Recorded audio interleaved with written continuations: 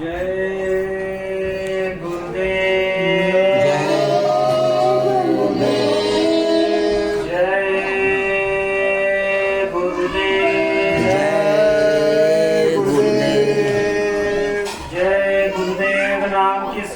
प्रभु का।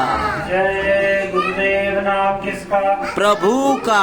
प्रभु का प्यारा सच्चा नाम। जय गुरुदेव। मालिक का जगाया हुआ नाम। जय गुरुदेव। जय गुरुदेव। जय गुरुदेव। विश्वव्याख्यात परम संत बाबा जय गुरुदेव जी महाराज के श्री चरणों में कोटि कोटि नमन प्रणाम करते हुए जय गुरुदेव धर्म प्रचारक संस्था मथुरा के एकमात्र उत्तराधिकारी पूज्य हुजूर महाराज के श्री चरणों में कोटि कोटि नमन प्रणाम करते हुए मथुरा मंदिर में उपस्थित पूज्य दादा गुरु जी महाराज के श्री चरणों में कोटि कोटि नमन प्रणाम करते हुए पुणे संगत के अध्यक्ष मामा जी, सुभाष जी, रविंद्र जी एवं समस्त प्रेमी जन पूरे संगत आप सभी को हाथ जोड़कर हमारा सादर जय जय। प्रेमियों, स्वामी जी महाराज मंच पर से सत्संग वचनों में बताते थे कि जब इस संसार में कुछ नहीं था, न पेड़ न पौधे न आसमान, न ही कोई आदमी न कोई जानवर, जब इस संसार में कुछ नहीं था तब एक अनीय अनामा अभिसच्चिदानंद प्रभु धामा उस अनामी महाप्रभु की मौज उठी और उन्होंने अपनी मौज से एक आवाज निकाली बड़ी जोर ताकत के साथ। जिस तरह मेरी ये आवाज आपके कानों तक पहुंच रही इस माइक के माध्यम से, ठीक उसी तरह उनकी एक आवाज उठी और एक आवाज में रचना होती चली गई। 3 लोक की रचना हुई। पहला अगम लोक, दूसरा अलग लोक और तीसरा सतलोक। अगम लोक में अगम पुरुष को बैठाया, अलग लोक में अलग पुरुष को बैठाया और सतलोक में सतपुरुष भगवान को बैठा दिया। जब ये समय था, सतयुग का समय था। सतयुग की योगी सब विज्ञानी कल हरि ध्यान तरह सो प्रभु। सतयुग के समय में सभी के आंख कान खुले हुए थे। जीवों को आने का रास्ता जाने का रास्ता मालूम था। काल भगवान ने इसमें अपनी रचना करी कि उन्होंने सतपुरुष भगवान के 16 बच्चे थे। सबसे छोटे पुत्र 16वें नंबर पे, जिन्हें हम आप भगवान कहते, ईश्वर कहते, अल्लाह कहते, वो सतपुरुष भगवान के सबसे छोटे पुत्र 16वें नंबर पे 16 गांठ मार के एक डोर ऊपर से नीचे उतार दिया गया और 16 बच्चे नीचे अपनी पिता की आज्ञा मान के आ गए। सतपुरुष भगवान का आदेश था कि हमने जो नीचे रचना करी अपने पुत्रों को कि जा करके तुम देखो हमने कैसी रचना करी। अब अपने पिता की आज्ञा को मानते हुए 16 बच्चे नीचे धरा भूमि पर आ गए। नीचे उन्होंने घूमा फिरा और एक समय बाद में ऐसा लगा कि अब अपने धाम को वापस चले चले। आने का रास्ता तो दिया लेकिन जाने का रास्ता बंद कर दिया गया। 16 बच्चों ने, सबको ये लगा कि जैसे मालिक ने हमें देश निकाला कर दिया। तो 16 के 16 बच्चों ने तपस्या करना शुरू किया, साधना करनी शुरू करी, अपने पिता को प्रसन्न किया और सतयुग के समान उन्होंने राज मान लिया। अब जिस तरह जेल में जेलर होता, जेलर राज करता कैदियों पर, ठीक उसी तरह काल भगवान ने हमारे जीव आत्मा ऊपर से नीचे उतारी गई।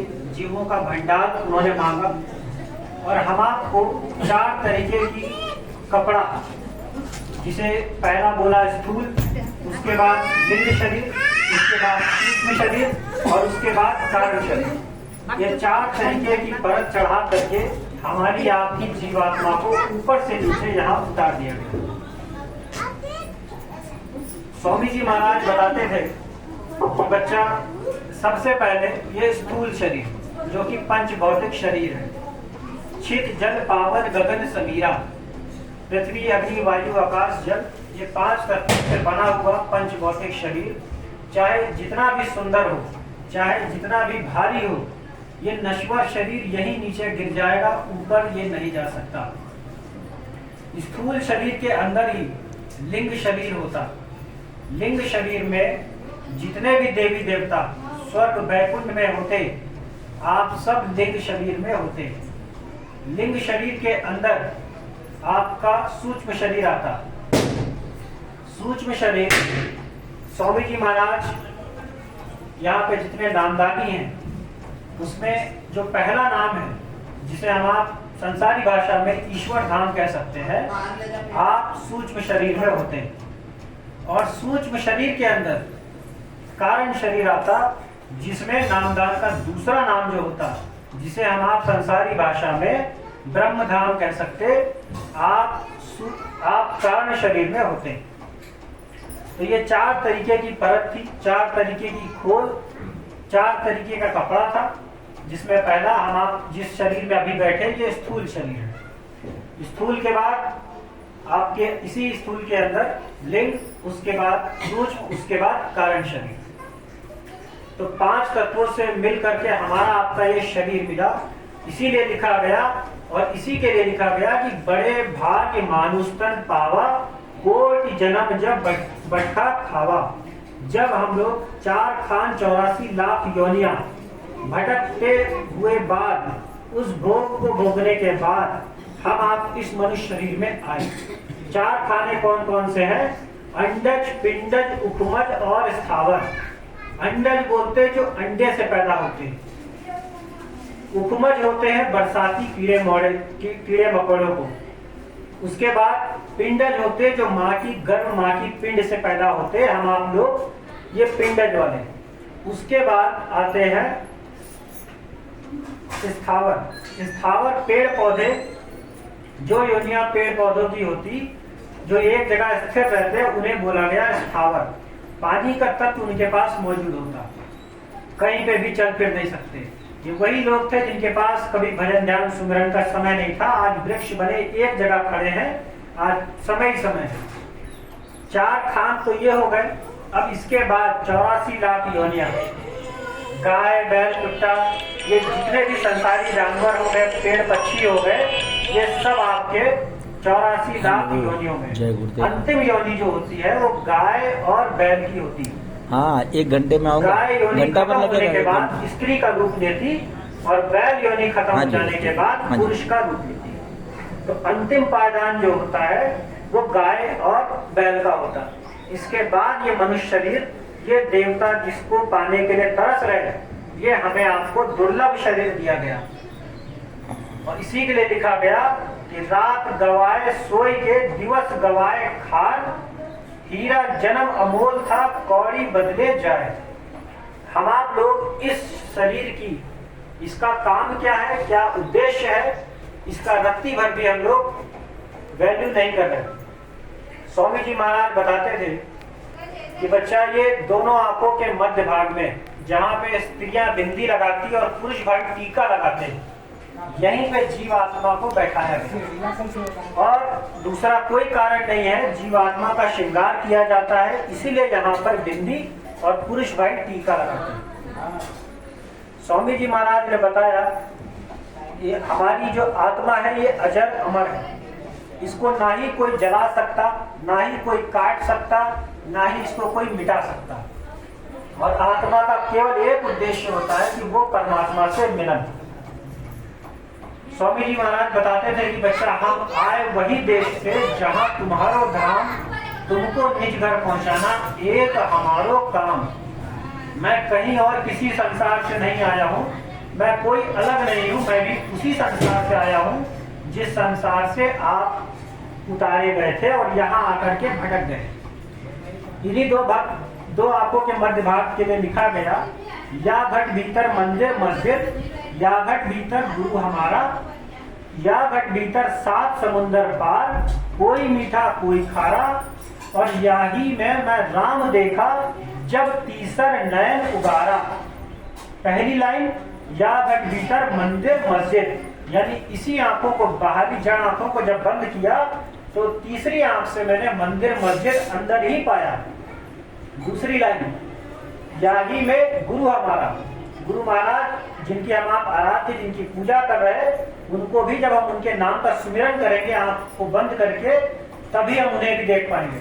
और या घट भीतर 7 समुंदर पार, और या घट भीतर राम में देखा जब तीसर नयन उबारा। उस राम को भी मैंने अपने ही अंदर देखा जब अपनी आंखों को बंद करके तीसरी आंख से देखा। किस राम को?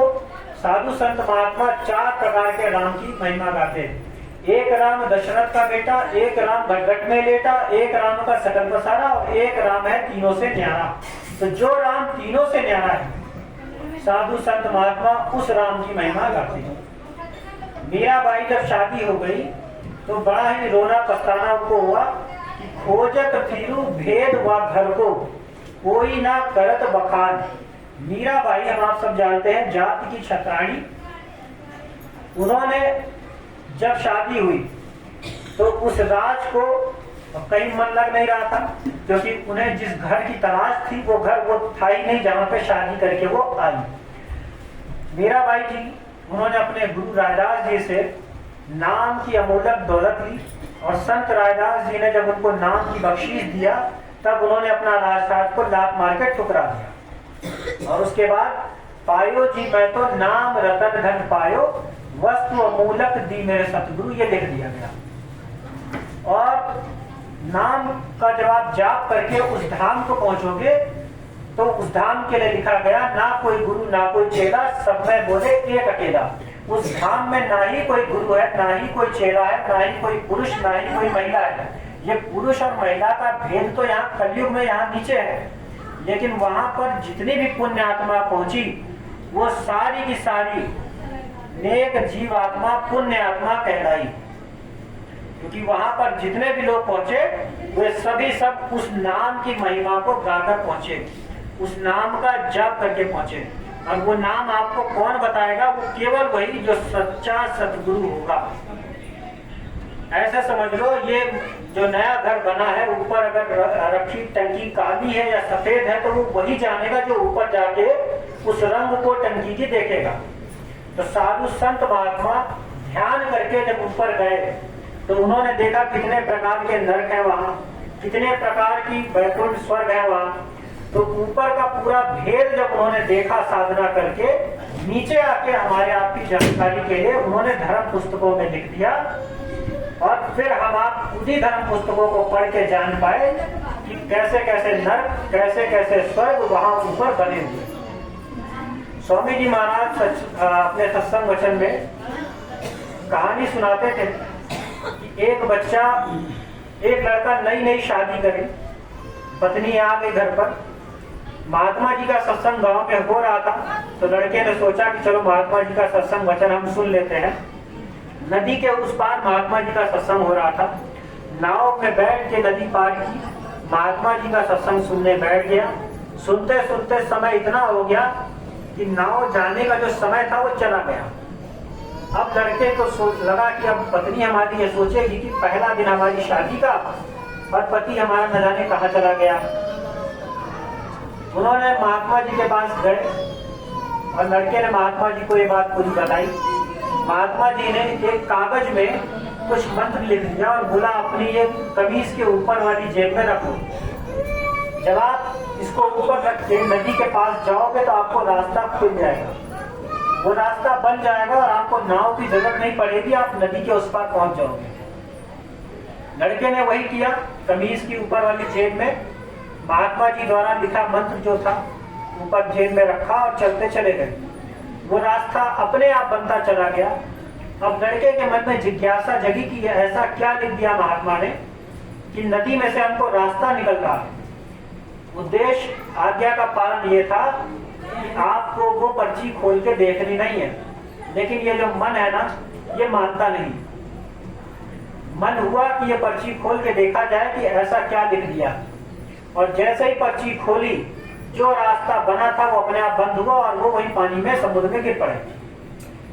जैसे तैसे तैर के वापस महात्मा जी के पास पहुंचे, क्षमा मांगी। महात्मा जी ने फिर, क्योंकि दयाल होते हैं साधु संत महात्मा, फिर से दया करके दोबारा से लिख के दोबारा से पर्ची बोला कि अब इसको मत निकालना। दोबारा वो गए, दोबारा रास्ता हुआ और उसके बाद वो उस नदी को पार करके अपने घर पहुंचे। तो कहने का मतलब है साधु संत महात्मा एक नाम जगाने आते। कोई एक नाम, जैसे कबीर साहब आए, उन्होंने एक नाम जगाया। उसके बाद दारू दरिया बीखम साहब, ये लोग आए, इन्होंने भी अपने अपने समय में एक एक नाम को जगाया और उसी नाम का सुमिरन करके हम आप लोग इस भवसागर से पार हो सकते हैं। दूसरा और कोई रास्ता नहीं। संत मत का एक ही शर्त है कि आपको साधना करनी ही पड़ेगी, और साधना उसी एक नाम की जो नाम आपका सतगुरु आपको दे। नाम तो है सतगुरु अधीना और सतगुरु बिन कोई नाम न चीना, ये लिखा हुआ। जब कृष्ण भगवान अपने धाम को जाने लग गए, जब राम जी अपने धाम को जाने लग गए, तो उन्होंने बोला कि त्रेता में मैं आया, द्वापर में कृष्ण भगवान आए, इसके बाद अब कोई भी देवता, कोई भी भगवान कलयुग में नहीं आएगा। कलयुग में संतों का आगमन होगा और अपने वचन वाणियों से साधु संत महात्मा सत्संग सुनाएंगे। कोई चमत्कार करने की आज्ञा उनको नहीं है। अपने मृदवाणी भाषा शब्दों से, सत्संग वचनों से अपनी तरफ जीवात्मा को खींच करके साधना भजन ध्यान करा करके उस धाम को ले जा सकते हो जहां से उनको उतारा गया।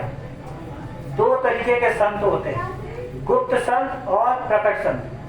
दादा गुरु, पूज्य दादा गुरु जी महाराज आप गुप्त संत थे। गुप्त संत का मतलब होता है कि वो संसार में कहीं पे आकर के सत्संग नहीं करते, गृहस्थ आश्रम में रहते, घर का कामकाज करते। अगर कोई जीवात्मा उनके पास आ गई तो उनकी जीवात्मा को वो जगा देंगे, लेकिन समाज में रह करके सत्संग नहीं करते। दूसरे स्वामी जी महाराज आप प्रकट संत। प्रकट संत वो जो संसार में आ करके सत्संग वचनों को बताते, सुनाते और जीवात्मा का भवसागर से कल्याण करा के ले जाते। दो तरीके के कर्म भी हैं, भौतिक और आध्यात्मिक।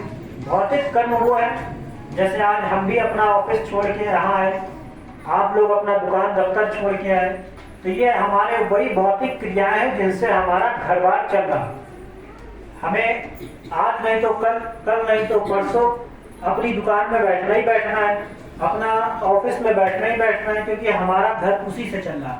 लेकिन साथ में हमारा अध्यात्म भी उसी से टूट रहा। आध्यात्मिक कर्म जो हमारा लोक और परलोक दोनों बनाने वाला है, वो आध्यात्मिक कर्म जिससे हमारा अध्यात्म जुड़ा, जो हमारी और आप सभी की आध्यात्मिक जन्मभूमि मथुरा और खितौरा है। स्वामी जी महाराज की जन्मभूमि खितौरा, हमारी आप लोगों की आध्यात्मिक जन्मभूमि और मथुरा, खितौरा और मथुरा है, क्योंकि हमें आध्यात्म से जोड़ा गया स्वामी जी महाराज जी के द्वारा। और कण कण में स्वामी जी महाराज मथुरा में आज भी विराजमान है, हम आप सब लोग जानते हैं।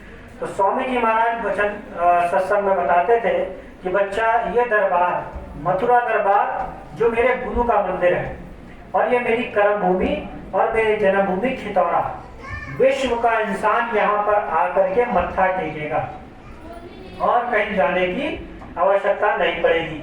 स्वामी जी महाराज ने दो चीजें बताई, शाकाहारी और सदाचारी। ये दो चीजों का प्रचार किया गया। हम लोग सभी शाकाहारी हैं, सदाचारी भी हम लोग, लेकिन कभी कभी कहीं कहीं कुछ सदाचारी जो शिष्टाचार होता है, डिसिप्लिन होता, कुछ सत्संगी आपस में छोटा मोटा कला हो जाती। तो हम लोगों को, क्योंकि स्वामी जी महाराज ने दोनों पे बराबर जोर डाला, शाकाहारी और सदाचारी, तो इन दोनों पे हम आपको काम करने की जरूरत है।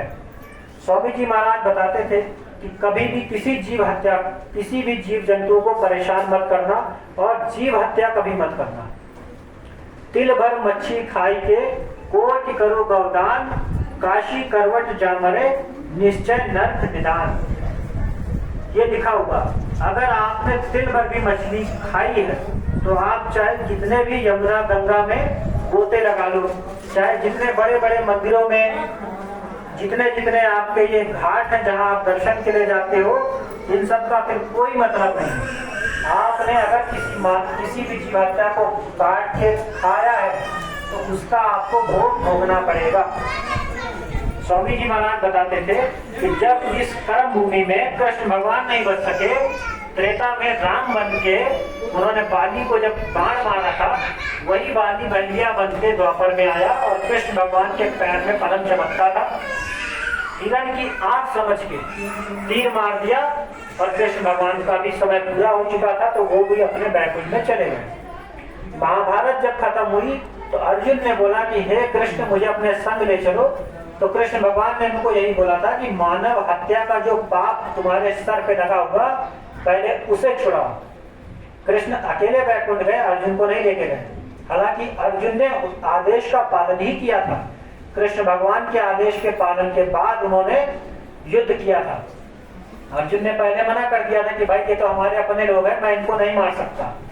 तब उन्होंने अपना विराट रूप में सत्संग दे करके बताया कि ये सब पहले से मरे हुए और तुम सही हो, तुम धर्म का पालन कर रहे हो, तुम्हें ये युद्ध करना पड़ेगा।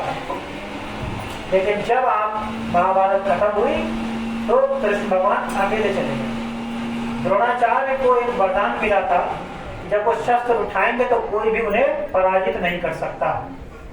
ये बात कृष्ण भगवान को पता थी। उन्होंने लीला करी, उन्होंने चारों भाइयों को बोला, पांचों भाइयों को बोला कि आप बोल दो अश्वत्थामा मर गया।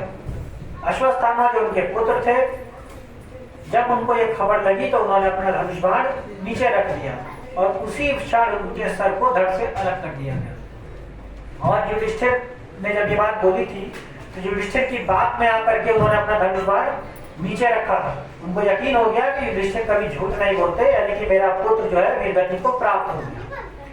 एक इसी झूठ के कारण युधिष्ठिर को नरक जाना पड़ा। और हम आप लोग न जाने सुबह से कितने ये झूठ मूठ बोल देते हैं। तो ये जो अपने कर्म बन रहे हैं, इनका भी भोग अगर युधिष्ठिर को भोगना पड़ा तो हम आपको भी भोगना पड़ेगा।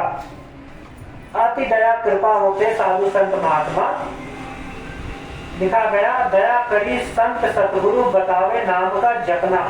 तो नाम जप का जो रहस्य है, जो कहीं नहीं बताया गया, सतयुग त्रेता द्वापर, सतयुग त्रेता द्वापर बीता कोई न जाने नाम का भेदा, ये लिखा हुआ। तो नाम का भेद अभी कबीर साहब ने शुरुआत किया इसकी, लेकिन चंद लोगों को ही कबीर साहब ने ये नाम की अमूल्य दौलत दिया। और हमारे परम संत बाबा जय गुरुदेव जी महाराज ने आपने इसकी परत दर परत माइक लगा के, स्पीकर बड़े बड़े लगा के, ग्राउंड में जो बैठ गया, किसी से नहीं पूछा गया आपने अंडा मछली मांस शराब ये चोरी चकैती डकैती करके यहाँ बैठे हो तो हट जाओ, किसी को हटाया नहीं गया। जो बैठ गया नामदान दे गया। और एक बार जिसको नामदान मिल गया, स्वामी जी महाराज की वचनवाणियों को एक बार जिसने अपने इस बाहरी कानों से सुन लिया, तो वो फिर उस रेल में जुड़ता चला गया। और जुड़ते जुड़ते आज दसियों लाख हजार साल ये अपनी संगत की संख्या है। मथुरा आश्रम में 2 गायों का परिवार आज बड़ा विशाल गौशाला हो चुका, जिसमें करीब करीब 3-3.5 हजार संख्या की गाय हो गई। साथ में ही नंदीशाला भी बनाया गया, जिसमें करीब करीब 1.5 से 2 हजार नंदी लोग हैं, जिनका कोई और काम नहीं। मथुरा आश्रम में कोई सेवा करनी होती है तो उसके लिए बड़े बड़े ट्रैक्टर हैं, लेकिन उन सांड को इसलिए रखा गया कि अगर इनको बाहर छोड़ देंगे तो ये बेचारे जीव कट जाएंगे। तो स्वामी जी का आदेश था, एक बार जो गाय जो नंदी आश्रम के अंदर आ गया उसको फिर बाहर नहीं ले जाना। उनका यही सेवा पानी, इसी आश्रम में दाना पानी जब तक लिखा हुआ वो यही सेवा करेंगे। साथ में ही आश्रम में अभी हॉस्पिटल भी एक बढ़िया सा बन गया। कोरोना महामारी के बाद जरूरत लगी ऑक्सीजन की, तो स्वामी जी महाराज के आदेश पे अपना जय गुरुदेव अस्पताल भी बन गया। और हुजूर महाराज ने संकल्प लिया है कि जिस तरीके से जय गुरुदेव पेट्रोल पंप हर बार अवार्ड देता है, उसी तरह ये अस्पताल भी मथुरा का नंबर 1, विश्व का नंबर 1 अस्पताल बनेगा। और ये हमारे आपका कर्तव्य बनता है कि जिस गुरु ने हमें आध्यात्म से जोड़ा, अपनी तनख्वाह का एक छोटा हिस्सा उस गुरु के नाम से हम आप लोग निकालते हैं। स्वामी जी महाराज बताते थे कि बच्चा अपने घर में एक बच्चे को तो जरूर आश्रम से जोड़ देना, कोशिश करना। स्वामी जी महाराज बताते हैं कि नए जीवों को हर बार लेके आओ। हम आप लोग यही सोचते हैं कि नए जीव हमारे अड़ोस पड़ोस हो गए, हमारे गांव वाले हो गए, हम आप कभी सोचते ही नहीं कि हमारे घर में कितने नए जीव हमको मिल सकते हैं। जो बच्चा हमारा 5-6 साल का है, हमारे लिए वो भी ना, उसको भी हम नए जीव में काउंट कर सकते हैं, उसको भी हम ले जा सकते हैं। आज अगर हम उसको ले जाएंगे तो कल जाकर के वो भी मालिक के वचन वाणियों को बोलेगा। अगर स्कूल कॉलेज के बाद हम सोचें कि अब इस बच्चे को आश्रम ले जाएंगे, 18 वर्ष के बाद बच्चे का दिमाग ऐसा बदल जाता, अगर उसको किसी ने सिगरेट या नशीले पदार्थ की लत लगा दी तो 18 के बाद उसको सही गलत का कुछ फर्क नहीं पता चलता, और उसके बाद फिर वही नौजवान बच्चा नशीले पदार्थ की तरफ उसकी जिज्ञासा बढ़ना शुरू हो जाती है। जिस तरह ये मंच बगल में लगा हुआ, ये फूल जो है आपके ताजे लगे हुए, तो जैसे मंदिरों में आप फूल फल मिठाइयाँ ताजे चढ़ाते हो, तो उस प्रभु की सेवा में अपनी जो आप सांस लगा रहे हो, वो सांस भी आपकी ताजा होनी चाहिए। बहुत लोग सोचते हैं जब 60 साल के हो जाएंगे तब उस परमात्मा की खोज में निकलेंगे। अब परमात्मा की खोज तो कर लोगे, करने का एक ही आपका रास्ता है कि आपको भजन ध्यान सुमरन करना पड़ेगा। पलथी मार के आपसे बैठा नहीं जाएगा, क्योंकि अब पैरों में ताकत रहने की पहले जैसी। अब पलथी मार के ना साधना कर पाओगे, ना सुमिरन होगा, ना ध्यान होगा, ना भजन होगा, तो उस परमात्मा को प्राप्त कैसे करोगे? क्योंकि रास्ता तो 3 ही साधु संत महात्माओं ने बताया। तीनों काम जब कर नहीं पाओगे तब पछताओगे, और फिर उन्हीं लोगों के लिए लिखा गया, अब पछतात हो क्या जब चिड़िया चुग गई खेत। क्योंकि एक बार आपका ये आत्मा, जीवात्मा शरीर से अगर निकल गई तो दोबारा कौन से हमारे कर्म होंगे जो हमें वापस दया कृपा करके मनुष्य शरीर मिलेगा या नहीं मिलेगा, हमें आपको किसी को नहीं मालूम। इससे पहले हम कौन सी योनि में थे, कौन से अंडन पिंडन उपमज स्थावर कहाँ पड़े थे, हमें आपको किसी को ज्ञान नहीं, क्योंकि ये शिव नेत्र हमारे आपके खुले ही नहीं। स्वामी जी महाराज कंज गुरु थे। कंज गुरु वो होते जिनकी ये शिव नेत्र खुली होती है। और एक बार स्वामी जी महाराज बताते हैं कि एक बार आपकी अगर ये कंजी ये तीसरी आंख अगर खुल गई तो अनहद वाणी, आकाशवाणी, वेदवाणी और भविष्यवाणी, ये सब आप जान लोगे। क्या भविष्य में होने वाला, क्या वर्तमान में होने वाला, क्या भूत में हो चुका, उन सब का आपको ज्ञान हो जाएगा।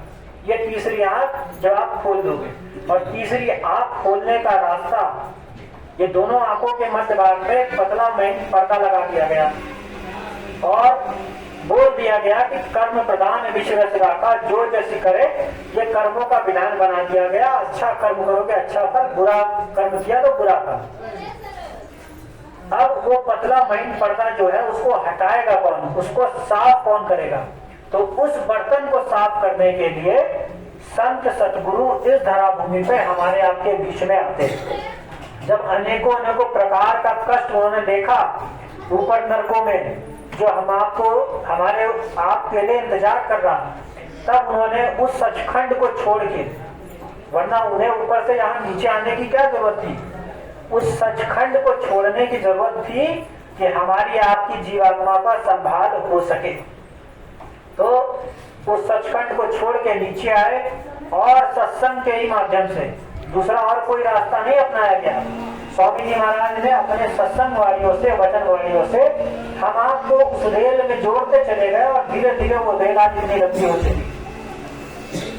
तो साधु, जब हम आपको ये दरबार सच्चा मिला, जब हम आपको गुरु सच्चा मिला, जब बताया हुआ भेद सच्चा मिला, तो हम आपको शंका नहीं करनी चाहिए।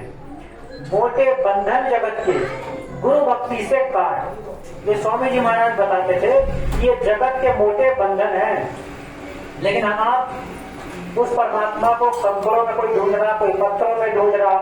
अरे मोकू कहाँ ढूंढे में बंधे, मैं तो तेरे पास में, ना तीरथ में, ना मूरत में, ना कैलाश में, मैं तो हूँ विश्वास में। ये लिखा गया। कि आप जिस परमात्मा को मूरत में ढूंढ रहे, कंकड़ पत्थरों में ढूंढ रहे, इधर उधर धाम में ढूंढ रहे, वो परमात्मा कहीं और नहीं, तुम्हारे अंदर, तुम्हारे भीतर बैठा हुआ। कस्तूरी कुंडल बसे, रास्ता ढूंढे मृग माही, मेरा सतगुरु मुझ में बसे, ये दुनिया जानत नहीं। कस्तूरी मणि जो हिरण की नाभि में, वो सुगंध कस्तूरी की उसी की नाभि से आ रही, लेकिन हिरण को इतना ज्ञान नहीं है। सारी जिंदगी वन में भटकता रहता, और एक समय ऐसा आता कि किसी शिकारी के सामने वो हिरण आ जाता और शिकारी उसको मार के, वो बड़ी किसी काम की नहीं। तो ठीक उसी तरह वस्तु कहीं पर ढूंढे कहीं, काय विधि आवे पास। जैसे महिलाएं, आप लोग सुई धागा, मान लीजिए आप लोग कोई कपड़ा सुई धागे से सिल रहे हो और वो सुई आपने कहीं कोच के रख दिया। अब 5 मिनट बाद आपके ध्यान से उतर गया कि वो हमने सुई कहाँ कोच के लगा दी, अब हमको मिल ही नहीं रही। फिर आप उस सुई को ढूंढ रहे हो हर तरफ, वस्तु कहीं ढूंढे कहीं। ठीक उसी तरह वो जीवात्मा जब बच्चा माँ के गर्भ में चौथे माह को क्रॉस करके, खत्म करके 5वें माह के आने का समय होता, 5वें महीने लगने का समय होता, तब वो जीवात्मा उस लोक से नीचे माँ के गर्भ में उतारी जाती है। और बच्चा जब 9 वर्ष पूरी करके, 9 महीना पूरा करके जब बच्चा माँ के गर्भ से बाहर आता, तो बच्चा रोना शुरू करता, क्योंकि वो जहाँ पे बैठा था वहां सारा उसका देखभाल, लालन पालन, आशीर्वाद सब कुछ उसको मिल रहा था। अब इस कलकाल कलयुग में कौन देख रेख करेगा, कौन रक्षा करेगा, वो सोच के उस परमात्मा से, उस सचखंड से हम अलग हो गए, उसकी वजह से वो बच्चा रो रहा होता। लेकिन वो माँ अब बच्चे को चुप कराना है तो वो अपना साजो सामान, दुनिया भर के खिलौने सब ले जा करके बच्चे के पास रख देती, और धीरे धीरे वो बच्चा माया की छाया में आ जाता। और उसके बाद बिना कर्म कोई काया नहीं, जब फसरा कर्म के माही। यहाँ संसार के इतने काम, इतने कर्म, उन सब में हम पड़ जाते, और फिर मन हमारा धीरे धीरे वहां से कटने लग जाता। ये मन हमारा रावण है, स्वामी जी महाराज बताते थे। आप पूजा कर रहे होगे, सत्संग कर रहे होगे, कहीं आप आरती भजन कर रहे होगे या साधना कर रहे होगे, उसी वक्त आपका ये मन भागेगा। हेलो, ये मन आपका टिकने ही नहीं देगा, आपका मन उसी वक्त भागेगा। आप अगर पूजा कर रहे हो दुकान में, उसी वक्त आपकी दुकान में कोई ग्राहक आ जाएगा, और जो पूजा आप हर वक्त 15-20 मिनट की करते थे, कहीं वो ग्राहक चला न जाए, आप 5 मिनट में फटाफट आरती करके, फटाफट करके उस पूजा को समाप्त कर दोगे। तो ये हमारा मन है, जो जिसको स्वामी जी महाराज बोलते थे कि ये रावण है। और सूरत यानी कि जीवात्मा, इसको सीता कहा गया। सूरत ने जब धुन को पकड़ा, आसमां पे चढ़ गई, अब न कोई गम रहा। सूरत ने यानी कि इस जीवात्मा ने धुन को पकड़ा, ध्वनि मतलब आवाज, साउंड, जिसकी या आप ये कह दो नाम। तो जब इस जीवात्मा ने उस नाम की डोर को पकड़ा, सूरत ने जब धुन को पकड़ा, आसमां पे चढ़ गई, और अब न कोई गम रहा। क्योंकि हमें मनुष्य शरीर मिला इसीलिए था, अपनी आत्मा को उस परमात्मा से मिला। और एक बार उस समुद्र से हमने मिला दिया अपनी इस एक बूंद को, यानी अपनी इस एक आत्मा को, तो मनुष्य तन जो हमें मिला था, उसका उद्देश्य हमें मिल जाएगा। और नहीं तो अगर ये शरीर छूट गया मौत के समय में, तो पहले तो उस पीड़ा को भोगोगे। सहजो भाई ने लिखा कि सहजो मौते आइया, अंग अंग दिया तोड़, हिया जरे छाती फटे, उठे पीर घनघोर। तो पहले तो आप उस पीड़ा को सहोगे, उसके बाद आगे का जो काम होता है शमशान भूमि पे ले जा करके वो किया जाएगा। हार जले जस लाकड़ी, केश जले जस घास, काया कंचन जैसी काया ढह गई, कोई ना आए पास। ये हमारे आपके घर के ही लोग हैं।